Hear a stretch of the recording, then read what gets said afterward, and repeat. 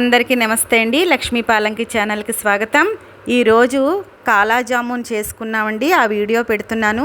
దీనికి కావలసిన పదార్థాలు: స్వీట్ షాప్లో పచ్చి కోవా దొరుకుతుందండి, పంచదార వెయ్యని పచ్చి కోవా దొరుకుతుంది.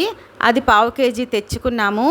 అందులోకేమో 2 స్పూన్ల మైదా పిండి, 2 స్పూన్ల మిల్క్ పౌడర్ వేసుకుని పూరీ పిండిలా కలుపుకోవాలి. ఇది కలుపుతున్నప్పుడు పాలు కానీ నీళ్లు కానీ ఏమీ వేయకూడదు. పచ్చికోవాకే తడి ఉంటుంది. ఆ తడితోటే ఈ మిశ్రమం అంతా బాగా కలిసేటట్టు కలుపుకోవాలి. ఇలా కలుపుకున్న తర్వాత ఒక క్లాత్ కప్పి ఒక 1/2 గంట పక్కన పెట్టుకోవాలి. తర్వాత పొయ్యి వెలిగించుకుని ఒక వెడల్పాటి గిన్నె పొయ్యి మీద పెట్టుకుని 3/4 కేజీ పంచదార వేసుకోవాలండి. ఎందుకంటే 1/2 కేజీ కోవా తెచ్చుకున్నాం కదా, 1/2 కేజీ కోవా ముద్దకి 3/4 కేజీ పంచదార పడుతుంది. ఈ గ్లాస్తో 1/2 గ్లాసు నీళ్లు పోసుకుని ఈ పొడి పంచదార అంతా ఇప్పుడు నీళ్లు పోసాం కదా, ఆ నీళ్లలో కలిసేటట్టు బాగా కలుపుకోవాలి. తీగ పాకం కన్నా కొంచెం ఎక్కువ, ఉండపాకం కన్నా కొంచెం తక్కువ. పంచదార పాకం పట్టేటప్పుడు అడుగంటకుండా దగ్గరుండి జాగ్రత్తగా కలుపుకోవాలి. పంచదార ఇలా బుడగలుగా వస్తోందండి అంటే ఇప్పుడు పాకం వచ్చినట్టు అనమాట. ఇప్పుడు పొయ్యి కట్టేసుకొని గిన్నె పక్కన పెట్టుకోవాలి. ఇందులో ఒక్క నెయ్యి చుక్క వేసుకోవాలి.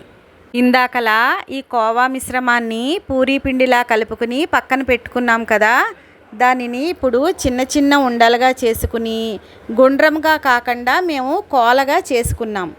ఎవరికి ఎలా కావాలంటే ఆ షేపులో దీన్ని తయారు చేసుకోవచ్చు.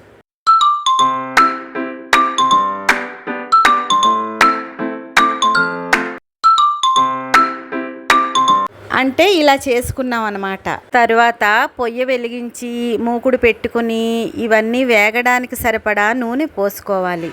నూనె వేడెక్కింది. ఈ తయారు చేసుకున్నవన్నీ అందులో విరిగిపోకుండా నెమ్మదిగా వేసుకుంటూ జాగ్రత్తగా వేయించుకోవాలి.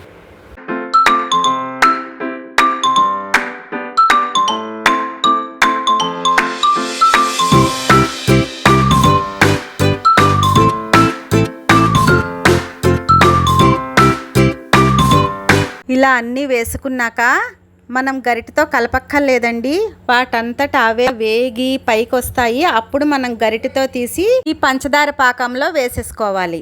వేగినవన్నీ నల్లగా ఉన్నాయి కదా, ఇది మాడిపోవడం కాదు.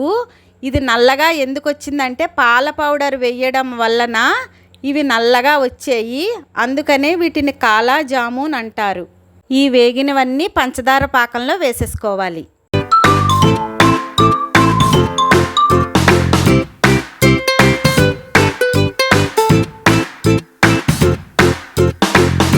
చల్లారేయండి. ఇవన్నీని చల్లగా అయిన తర్వాత విరిగిపోకుండా జాగ్రత్తగా ఒక్కొక్కటి తీసుకుని బాక్స్లో వేసుకోవాలి.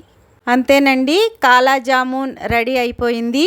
ఈ వీడియో మీకు నచ్చినట్టయితే లైక్ చేయండి, షేర్ చేయండి, సబ్స్క్రైబ్ చేయడం మాత్రం మర్చిపోకండి. ఇంకో వీడియోలో మళ్ళీ కలుద్దాం.